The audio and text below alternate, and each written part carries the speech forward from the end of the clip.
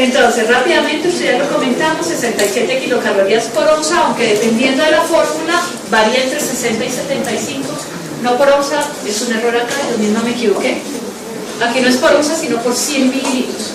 ¿Una onza cuántos mililitros tiene? 20. Y 100 mililitros, pues son 100. Entonces, por onza no son 67 kilocalorías, sino 20. El contenido de proteína es similar a la leche materna, se sacó toda la grasa láctica y sigue siendo la lactosa el principal carbohidrato en este tipo de preparación. El segundo grupo, las de continuación, tienen un poco más de proteínas, la grasa sigue siendo de origen vegetal y además de lactosa como carbohidratos ya tenemos sacarosa que debe liquidar en mayores de 6 meses y maltodextrinas. Nombres, pues no se los doy acá, después haremos como un taller para que ustedes conozcan todas los nombres de estas leches, dependiendo de la casa farmacéutica o industria que las produzca, pues hay diferentes nombres. De pronto ya han visto que hay una línea que se llama S26, que es de Pfizer-Wyeth. S26 antes de los 6 meses, S26 por. Después de los 6 meses se llama Promil y después del año se llama Protis. Hay otra línea que se llama Similac, que es de agua, y hay Similac 1, 2 y 3. Hay otra que se llama NAN, que es de Nestlé, y hay NAN 1, NAN 2, NAN 3, NAN Pro, 1, 2 y 3. Hay otra que se llama Enfamil, que es de Nick Johnson, que hay Enfamil 1, Enfamil 2, Enfamil 3. ¿Sí? Y así sucesivamente, porque la industria nos está avasallando con nuevas fórmulas a cada rato. Pero digamos que a nivel institucional ustedes formulan como de iniciación o fórmula 1, de continuación 2 o una fórmula de crecimiento. Leches enteras, pues básicamente es leche de vaca, ¿cierto? O en polvo. ¿Por qué? Porque muchas mamás les van a preguntar, por ejemplo, la Clean, ¿en qué momento se la empieza? Si lo yo tomar leche Clean, ¿no? La leche es una leche entera, que viene suplementada con una que otra vitamina, pero es leche entera, entonces por ende no la podemos utilizar en niños menores de 1 año. Es importante tenerlo en cuenta. La leche de vaca entera, tal como nos la da la vaca, o la leche de bolsa o caja que tomamos todos, Alpina, no sé, otras marcas, Alquería, Rafa, etc., no es apta para el consumo de niños menores de 1 año por todo lo que vimos previamente. Alta carga renal de frutos que genera dificultades en un riñón inmaduro y además porque por el tamaño de las moléculas de la proteína y la gran cantidad de proteínas que tiene puede precipitar algunos fenómenos desde el punto de vista alérgico, ¿cierto? Alergia a esa misma proteína. Y otra cosa es que el contenido de electrolitos es 3 veces mayor al de las otras fórmulas, especialmente a nivel de sodio. Entonces no es apta para el consumo de un niño menor de 1 año, ¿cierto? Las grasas son de mala digestibilidad, etc. Entonces nos acordamos de las leches enteras, pero para niños mayores de 1 año. Bueno, cualquier marca la que ustedes quieran escoger. Sin embargo, como hay fórmulas de crecimiento, que son las número 3, que aunque son leches enteras, tienen adición de otras cosas, como vitaminas y minerales, si la familia está en disposición de adquirir una fórmula 3, porque son costosas, pues se les puede recomendar. Si no, a partir del año podrían dar leche de vaca, pero entera. Y ahora salvedad de una vez, porque muchos de nosotros, si consumen leche, no sé si todos, porque ya es bastante difundido que no todo el mundo toma leche de vaca, pero en un niño menor de 5 años, si se le va a dar leche de vaca entre el primero y el 5.º año, debe ser una fórmula entera, no descremada, porque la grasa hace falta para el desarrollo neurológico, y no deslactosada, porque crónicamente la falta de lactosa, la lactosa sirve también para absorber el calcio. Entonces, si yo tengo un paciente crónicamente con una fórmula deslactosada, puede haber alteraciones en la absorción de calcio, que es fundamental en estas etapas para el crecimiento óseo y de otros tejidos. Bueno, entonces si asumimos dar una leche entera después del año, debe ser entera, no descremada ni deslactosada. Pues bueno, tienen un pobre contenido de hierro y es de baja biodisponibilidad. No sé si se acuerdan cuando vieron lactancia materna, ¿qué tiene la leche materna que haga que su hierro sea altamente disponible?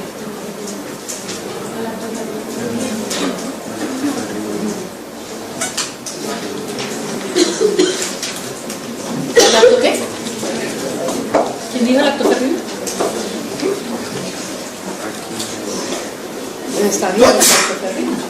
Gracias a la lactoferrina que está en la leche materna, el hierro de la leche humana se absorbe en su totalidad, ¿cierto? Es muy poco en cantidad que viene en forma, digamos, original, pero se absorbe todo.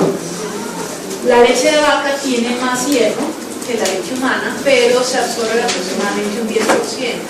Entonces ustedes verán que todas las fórmulas lácteas infantiles que derivan de la leche de vaca vienen suplementadas con hierro. Sin embargo, no hay lactoferrina. Entonces, aun cuando lo suplementen 10, 20 o 30 veces con respecto al valor original de la leche de vaca, no todo se absorbe. Por eso que los niños alimentados con leche de vaca tienen el riesgo de hacer anemia ferropénica si se les da antes del primer año de vida. Con fórmulas lácteas, pues dependiendo de la fortificación y de la introducción de alimentación complementaria, pues de pronto pueden disminuir el riesgo de la anemia ferropénica. Bueno, ¿qué más pasa con la leche entera? Que la relación calcio-fósforo es de 1.2 a 1, lo que no favorece adecuadamente la absorción de calcio. Y nos queda más lógico que estuviera más cercano al 1:1, ¿cierto? Y definitivamente, si yo les pongo casos extremos, ¿cierto? Porque se puede dar el caso de una familia en condiciones económicas muy difíciles, ¿cierto? Que no existe la posibilidad de dar una fórmula láctea infantil por costos. Ustedes están haciendo rural, en una vereda, una familia tiene su vaquita, sus gallinas, sus cultivos, no hay forma de comprar un tarro de leche, la mamá no puede lactar. En últimas, si hay necesidad de darle leche de vaca, que no es el ideal, habría que hacer la transformación para podérsela dar, entonces diluirla, ¿cierto? Para bajar la cantidad de proteínas y de sal, pero totalidad de un soporte de grasas de alguna forma, un aceite de origen vegetal, suplirlo y aumentar la densidad calórica de los carbohidratos, supliendo con algún carbohidrato, ¿cierto? Pero pues esto es un caso absolutamente extremo. La mayoría de las veces logramos una lactancia entre 4 o 6 meses y posteriormente pues hacer algo más. Pero la idea es que no utilicemos la leche de vaca entera en estos chicos. Bueno, entonces los riesgos ya los comentamos: mayor carga renal de solutos, tanto por proteínas como por sodio específicamente. Tienen menor digestibilidad por la cantidad de proteína y por el tipo de proteína, que es más suero que albúmina, más caseína que albúmina. Puede generar una pérdida crónica de sangre cuando el paciente consume leche de vaca en etapas muy tempranas. Por hipersensibilidad hay se llama una gastroenteritis eosinofílica. Las macromoléculas por un lado entran y producen intolerancia a esta proteína, pero además alteran la mucosa de las vellosidades intestinales, favoreciendo sangrado crónico. Entonces estos niños sangran, no nos damos cuenta porque el sangrado es microscópico, pero pueden llegar sangrados variables de anemia y las consecuencias de la razón. Y pues lo que ya hemos comentado, son macromoléculas, las de la proteína de la leche, porque en su gran mayoría es proteína de suero, o sea, caseína, que son mucho más grandes, y al absorberse, son macromoléculas, generan una respuesta de hipersensibilidad y de alergia a este tipo de proteínas. Muy bien. Siguiendo entonces con las que no son las usuales, es decir, las originales de iniciación y de continuación, hablamos entonces que hay otro tipo de fórmulas que utilizamos en algunas condiciones fisiológicas o patológicas de nuestros niños. Entonces, la primera de ellas, la fórmula libre de lactosa. Ya mencionaron ustedes la proteína de origen vegetal, de la cual la más usada o aprobada para su uso en niños es la fórmula base de proteínas de soya. Ustedes les va a llegar también con frecuencia la familia preguntando en qué momento pueden consumir fórmulas a base de las otras proteínas vegetales, o sea, almendras, arroz, avena, etc. Pero lo primero que tienen que advertir es que como tal no son las indicadas para las condiciones de crecimiento desde el punto de vista neurológico y de peso que necesita un niño menor de 5 años y especialmente propionada, que podría servir como complemento en niños mayores de 1 año, siempre y cuando reciban también en forma adecuada la proteína de la leche de vaca o la proteína humana en el caso de que estén con lactancia materna, ¿cierto? Que no vienen suplementadas con calcio, por ejemplo, y el calcio es uno de los elementos fundamentales que tenemos en las otras leches que favorecen el crecimiento de los niños. Entonces, ninguna de las diferentes a la de la soya, pero fórmulas a base de soya, pero que sean para uso infantil, porque si ustedes van a los mercados naturistas o en cualquier supermercado encuentran un poco de fórmulas que son, o de productos que son hechos con proteína de soya, ¿cierto? Que se llaman soy no sé qué, soy plus, soy más, soy de todo, pero que básicamente es la proteína, nada más, pero no tienen ninguno de los otros elementos que requiere el niño. Entonces lo más importante es concientizarlos de que no es el alimento ideal como base de la alimentación de un niño, ¿cierto? Hidrolizados de proteína, que ya mencionó Rodri, Johan, respecto a la autoría, antirregurgitación, que son las AR, y las de lactantes de bajo peso a nacer. Y como estas son las diferentes, vamos a detenernos un poquito en ellas, ¿cierto? Entonces, las de Eric, que se fue de clase. No, ahí está. Las fórmulas para prematuros, o mejor llamadas para lactantes de bajo peso al nacer, porque podemos tener niños que tengan restricción de crecimiento intrauterino, que aunque nazcan a término, tienen bajo peso en el momento del nacimiento y también requieren de estas fórmulas. Es decir, no son exclusivas para prematuros. Entonces las utilizamos en todos los niños que tienen bajo peso al nacer, y el objetivo es obtener una tasa de crecimiento similar al que hubieran tenido si hubieran continuado la vida intrauterina, que dijimos que era un crecimiento exagerado, mucho más rápido que en el primer año de vida, ¿cierto? Como estos niños de bajo peso, que muchas veces tienen comorbilidades, no siempre les podemos dar volúmenes grandes, ¿cierto? Entonces tienen una mayor densidad energética, es decir, son más concentradas para favorecer en menos volumen la cantidad específica de nutrientes, tanto proteínas, carbohidratos y grasas, que requiere este lactante de bajo peso al nacer. ¿Quién se acuerda de los que ya han estado en neonatos? Ya rotaron por neonatos. ¿Cuál es la concentración de estas fórmulas y cuántas calorías aportan? 35. 24 por 11 de 10%. Ahorita está, se escribió la clase, 24 calorías por onza, muy bien. Frente a 20 o hasta 22 que teníamos en la zona, ¿cierto? Y aparte hay otras fórmulas que no se las voy a mencionar ahorita, pero que siendo también para lactantes de bajo peso, para situaciones especiales de niños en falla cardíaca, o que definitivamente hay que restringir en forma importante el aporte hídrico, pero no el aporte calórico, vienen aún más concentradas. Entonces hay de 26 calorías por onza y de 28 calorías por onza. Pero pues, en líneas generales, las fórmulas para lactantes de bajo peso al nacer tienen 24 calorías por onza. Muy bien. Tienen mayor contenido de proteínas, ¿cierto? Es parte de la mayor concentración está dada por las proteínas. ¿Por qué?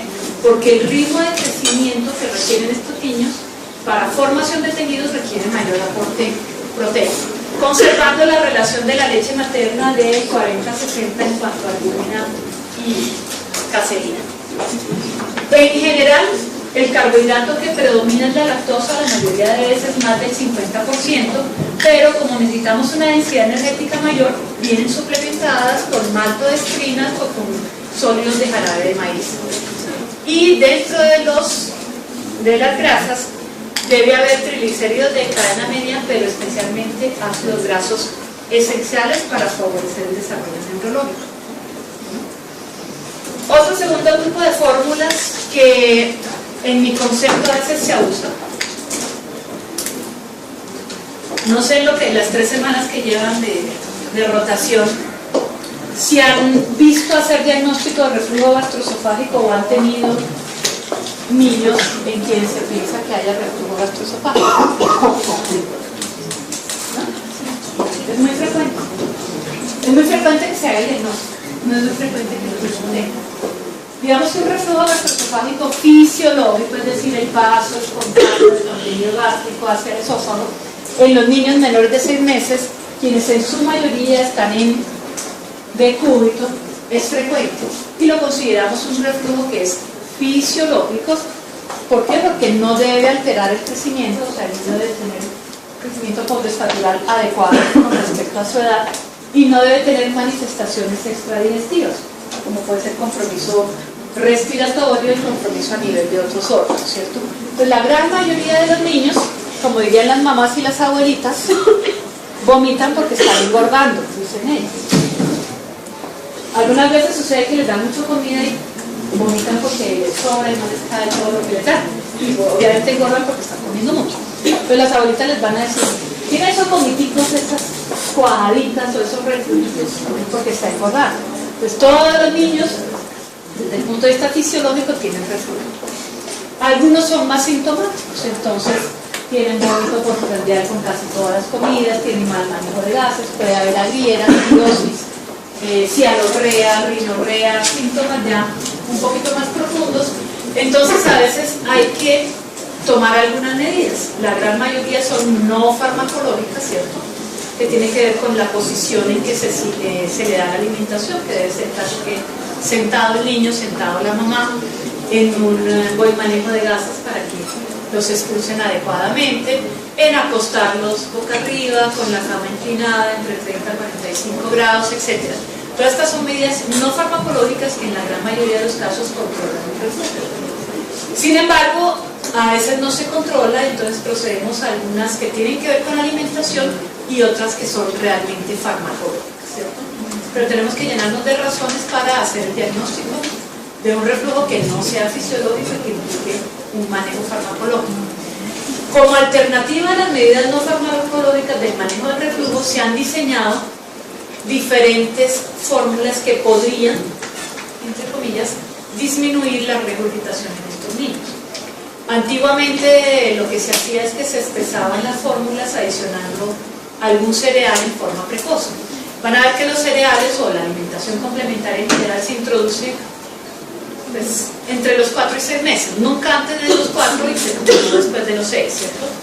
Pero entonces a veces se introducían en forma precoz y lo que se hacía era espesar la fórmula, lo cual también tiene sus pros y sus contras. Uno, desde el punto de vista de tolerancia digestiva a un carbohidrato complejo en etapas muy tempranas que no se puede lograr porque desde el punto de vista enzimático no hay un desarrollo adecuado. Y lo otro es que si yo agrego algo espeso al estómago, sucede otro fenómeno asociado a la regurgitación y al reflujo, que es el retardo en el contenido gástrico, ¿cierto? Lo que es completamente líquido pasa más rápido. ¿Sí? Digamos, esto es puro fenómenos físicos, no hay que pensarlo mucho. Lo que es espeso demora su absorción y se retarda en pasar hacia el intestino. Entonces, si yo le he dado un tetero muy espeso, pues igual seguía devolviendo porque estaba mucho tiempo en presencia en el estómago. Entonces, eso se descartó hace mucho tiempo y se crearon las fórmulas antirregurgitación, que son fórmulas parecidas a las de iniciación o a las de continuación, generalmente más parecidas a las de iniciación, a las cuales ya han adicionado almidones de algunos cereales, pero ya procesados, ¿cierto? Con la finalidad de espesarlas, pero después de que están en contacto con el ácido del estómago y el espesamiento no es muy marcado. Realmente los estudios no muestran una mejoría significativa del verdadero reflujo gastroesofágico con la utilización de estas fórmulas. Sin embargo, se ha visto que algunos niños que son sintomáticos en cuanto a grieras, pirosis, etc., los síntomas disminuyen un poco. Entonces verán de pronto utilizar en algunos casos estas fórmulas antirreflujo porque hay niños que realmente sienten mejoría. La proteína no se modifica porque el problema no tiene que ver con la proteína. Entonces, en su constitución, si son similares a la 1, pues está la relación de proteínas 40-60, y si son similares a la fórmula 2, menos disminuida. Tienen, como en todas las fórmulas lácteas originadas de leche de vaca, extracción de la grasa de origen animal y reemplazada por origen vegetal simplemente por favorecer absorción y digestibilidad. Entonces se prefiere que sean ácidos grasos poliinsaturados.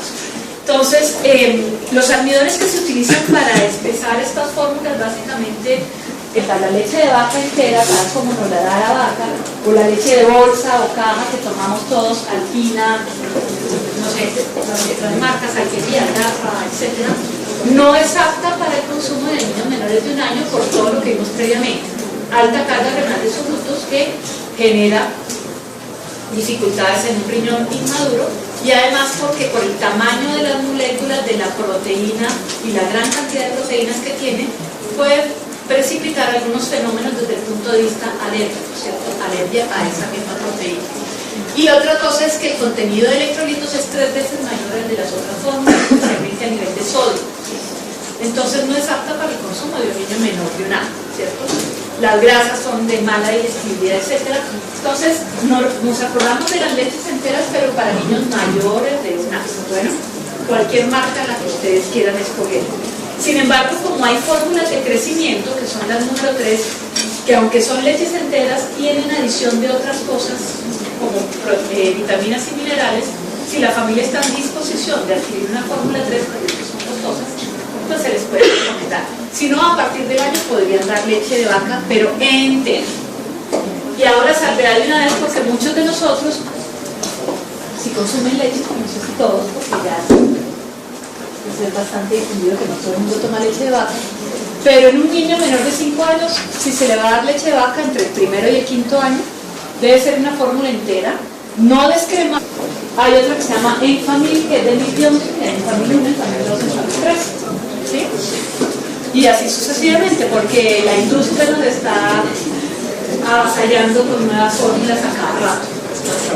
Pero digamos que a nivel institucional ustedes formulan como de iniciación o fórmula 1, de continuación 2 o una fórmula de crecimiento. Leches enteras, pues básicamente es leche de vaca, ¿cierto? O en polvo. ¿Por qué? Porque muchas mamás les van a preguntar, por ejemplo, la Clean, ¿en qué momento se la empieza? Si el oído toma leche Clean, ¿no? La leche Clean es leche entera, que viene suplementada con una que otra vitamina, pero es leche entera, entonces por ende no la podemos utilizar en niños menores de 1 año. Es importante tenerlo en cuenta. Entonces, rápidamente, usted ya lo comentamos, 67 kilocalorías por onza, aunque dependiendo de la fórmula, varía entre 60 y 75, no por onza, es un error acá, yo misma me equivoqué. Aquí no es por onza, sino por 100 mililitros. ¿Una onza cuántos mililitros tiene? 30. Y 100 mililitros, pues son 100. Entonces, por onza no son 67 kilocalorías, sino 20. El contenido de proteínas similar a la leche materna, se sacó toda la grasa láctica y sigue siendo la lactosa el principal carbohidrato en este tipo de preparaciones. El segundo grupo, las de continuación, tienen un poco más de proteínas, la grasa sigue siendo de origen vegetal y además de lactosa como carbohidratos ya tenemos sacarosa que les dije que era en mayores de 6 meses y maltodextrinas. Nombres, pues no se los doy acá, después haremos como un taller para que ustedes conozcan todas los nombres de estas leches, dependiendo de la casa farmacéutica o industria que las produzca, pues hay diferentes nombres. De pronto ya han visto que hay una línea que se llama S26, que es de Pfizer Wyeth. S26 antes de los 6 meses, 66 por. Después de los 6 meses se llama Promil y después del año se llama Protis. Hay otra línea que se llama Similac, que es de agua, y hay Similac 1, 2 y 3. Hay otra que se llama NAN, que es de Nestlé, y hay NAN 1, NAN 2, NAN 3, NAN Pro, 1, 2 y 3.